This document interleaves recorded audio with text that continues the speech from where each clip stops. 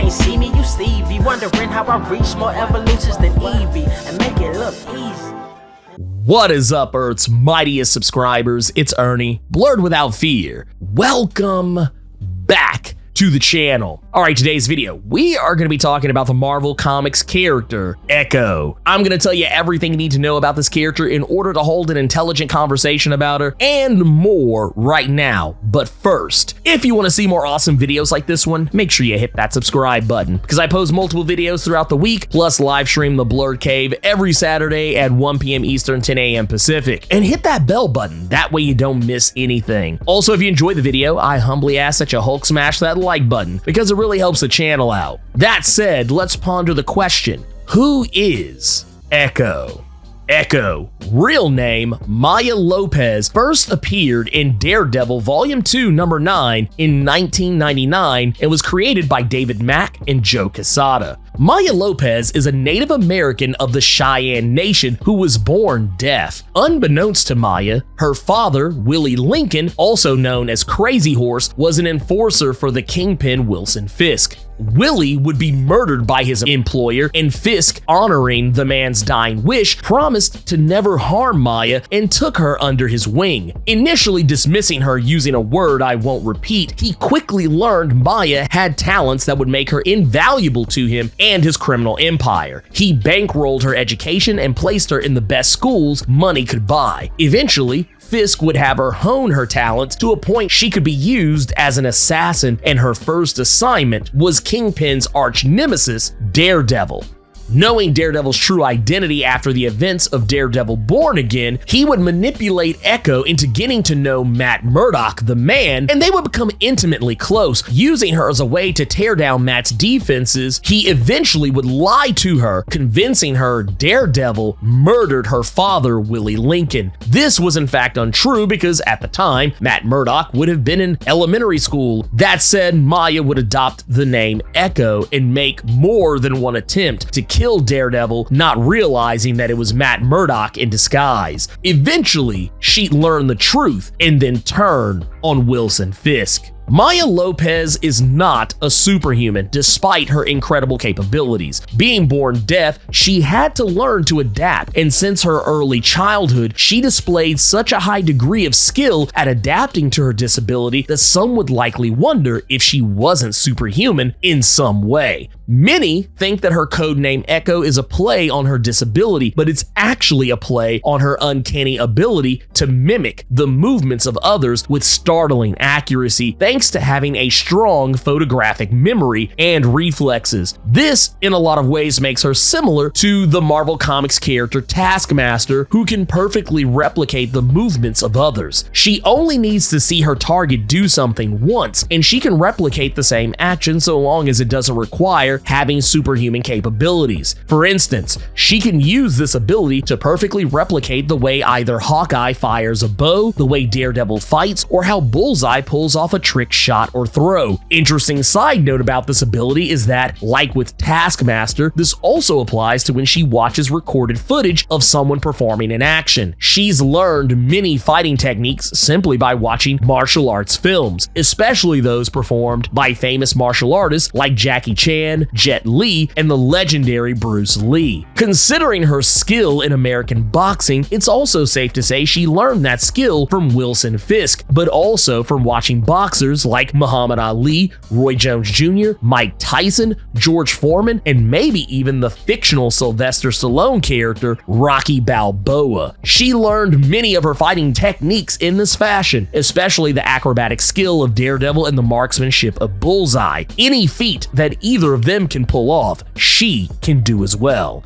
Echo's skilled enough in combat to have fought Elektra hand-to-hand, and while Maya lost and was killed by Elektra the first time they encountered, she was subsequently revived by Elektra and the Hand. The second time the two met, she handily defeated Elektra and killed her. Now, the caveat to this feat is that both times that Elektra and Echo faced off with one another, the Elektra in question was a Skrull. This, in fact, kicked off the Avengers' paranoia about the secret invasion that followed shortly after. Maya's also proven more than a match for Daredevil, fighting him to a standstill, and though one could argue he held back against her because he knew who she was and he didn't want to hurt her, that said, it's also safe to say she didn't give him much choice in the matter to hold back, as she unleashed every technique she knew against him and had him on the ropes several times. She's also bested a Skrull doppelganger of herself who was armed with Cyclops' optic blast, Nightcrawler's teleportation powers, and the fire projection abilities of either the Fantastic Four's Human Torch or the mutant Firestar. The latter is more likely since all the other powers that the Skrull possessed were mutant related. Echo's only real quotey fingers weakness is her reliance on sight. Since her being hearing impaired keeps her from hearing anything, she has to rely on her sight. If she cannot see it, she cannot react to it. Despite that, her disability has often been her greatest strength as well, like in Daredevil Annual number 1 in 2016, when Claw tried to enslave the entire city of New York by playing a song that hypnotized anyone who heard it. Echo was unaffected by it and was able to use this to her benefit and defeat Claw and undo his hypnotic control over New York citizens, Daredevil included. Her combat skills are not limited to unarmed hand-to-hand fighting techniques, but also weapons combat. She's mastered both Eskrima techniques in regards to baton and stick fighting with either single or dual batons, and is adept with nunchaku, both dual and single. She's also very skilled in the usage of katana techniques as well. Her skill with tonfas, shuriken, and the bow staff are considerably deadly. She's also a very skilled marksman and is capable of wielding both handguns and military-grade sniper rifles with deadly accuracy. Echo possesses the strength, agility, speed, stamina, and durability of a normal human being who engages in regularly scheduled intense exercising routines. As I said before, she doesn't possess any superhuman powers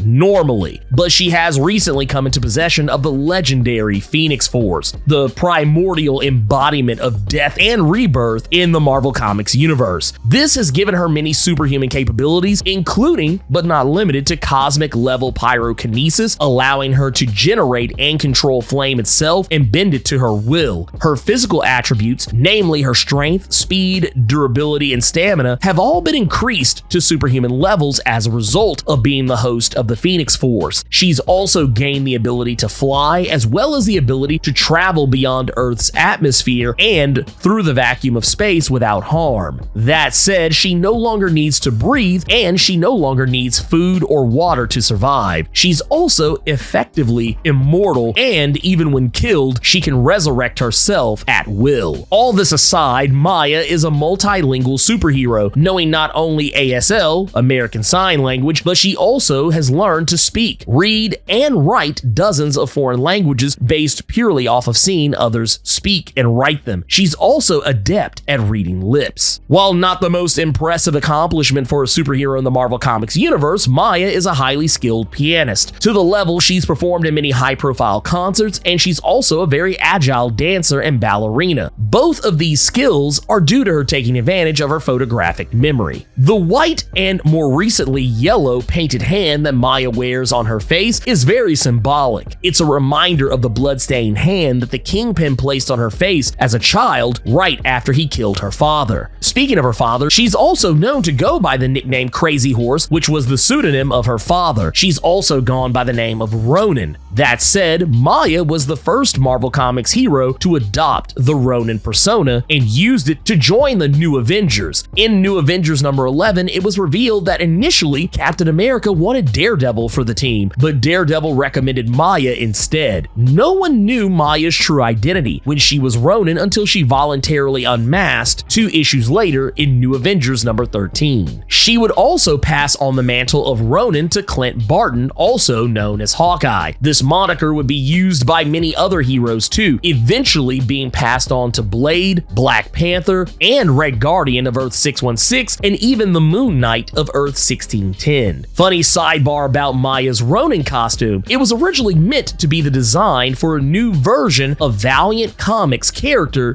Ninjak when Joe Quesada was preparing to redesign the character for the imprint, but Valiant chose to go in a different direction. And rather than scrapping the whole thing, Quesada chose to give it to Maya instead for her turn as Ronin. So technically, in a roundabout way, Ronin is the closest you'll likely ever get to having Ninjak in the Marvel Comics universe. Maya Lopez was originally romantically linked to Daredevil, but she would eventually move on from him and have flings and or relationships with other superheroes, mostly of the street level variety. She's been romantically linked to both Hawkeye and Moon Knight. Aside from that, she did develop a friendly relationship with Carol Danvers, aka Captain Marvel. She would even gain the distinction of being one of Carol's closest friends. I mentioned earlier that Echo was killed by Elektra and resurrected. This is actually not the only time that she's died since then. She was killed off during Brian Michael Bendis' Moon Knight Volume 6, Number 9 in 2012 when the villain Count Nefaria impaled her with an energy blast through her chest. She would remain dead until Daredevil Volume 4, Number 1 in 2016. Technically, she does make a background appearance in 2015's Deadpool number 45, but this was likely just a thing in Wade's head and is a side story, so technically it doesn't really count.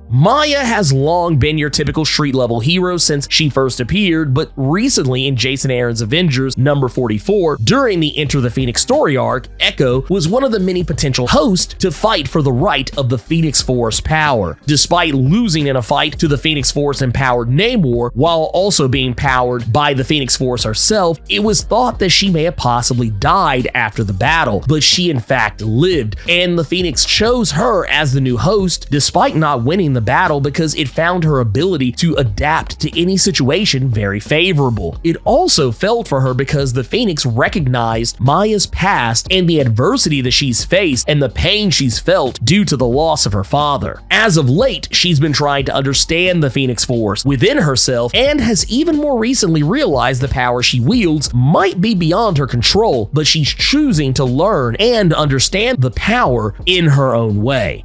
Echo hasn't been in too many different forms of media outside of comics, but that's changing very quickly. As of this video's posting, she's appeared as a boss character in 2003's Daredevil game for Game Boy Advance, which is based on the Daredevil live-action film, and she's appeared as an unlockable character in both 2006's Marvel Ultimate Alliance for the PSP, where she's depicted as Ronin, and in 2016's Lego Marvel's Avengers, where she's depicted as Echo. She's also made a cameo appearance in the Ultimate Spider-Man Web Warriors episodes Agent Venom and The Next Iron Spider. She's also recently made her MCU debut in the Disney Plus series Hawkeye, where she's played by Native American actress Alaqua Cox, who, like her character, was born deaf in real life. Now, unlike her comic counterpart, this version of Echo is an amputee, as Alaqua Cox is in real life, but beyond that, this version of Echo is very close to being almost exactly like her comic book counterpart, even with her Hawkeye castmates noting that she seems to have the same uncanny ability as Echo in the comics to perfectly mimic anything she sees once. Another interesting side note about Alaqua Cox playing Echo in the Marvel Cinematic Universe is that unlike her comics counterpart in the Hawkeye television series, she has a vendetta against the character Ronin, whereas in the comics, she was the original Ronin. Another interesting sidebar about Alaqua Cox's casting as Maya Lopez in the MCU is that this is her first ever acting job. We also know that Alaqua Cox will return as a character in her own spin-off series titled Echo that has yet to receive a release date, but will likely debut sometime either in late 2022 or sometime in early to mid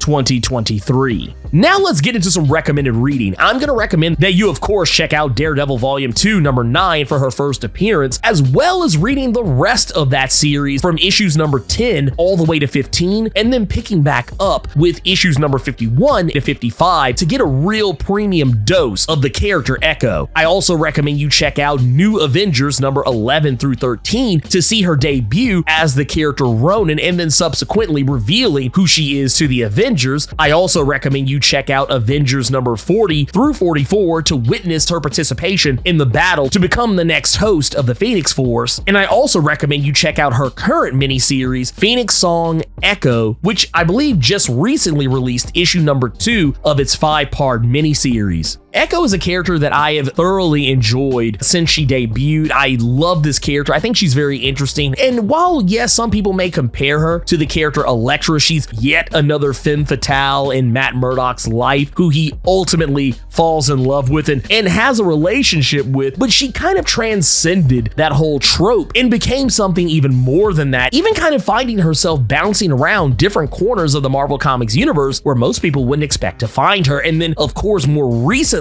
rejoining the Avengers and becoming an all-powerful Phoenix Force, but not overpowered in the way that when we originally saw characters like Jean Grey when she originally became the Phoenix. We're witnessing a character who, while she doesn't have complete control over the Phoenix Force, she doesn't seem to be bogged down by some of the same things that bogged down Jean Grey, albeit she has a whole other struggle in trying to understand the Phoenix Force and how to better control it in a time where people fear the Phoenix Force and know that its arrival on Earth can only spell doom for anyone else. Maya doesn't see it that way, and she's trying to break the cycle. Anyways, I hope you enjoyed this video, and if you did, make sure you Hulk smash that like button, and let me know what you thought about the Marvel Comics character, Echo. Have you always known about her, or are you today years old finding out about her? Keep it plus ultra, and sound off in the comments.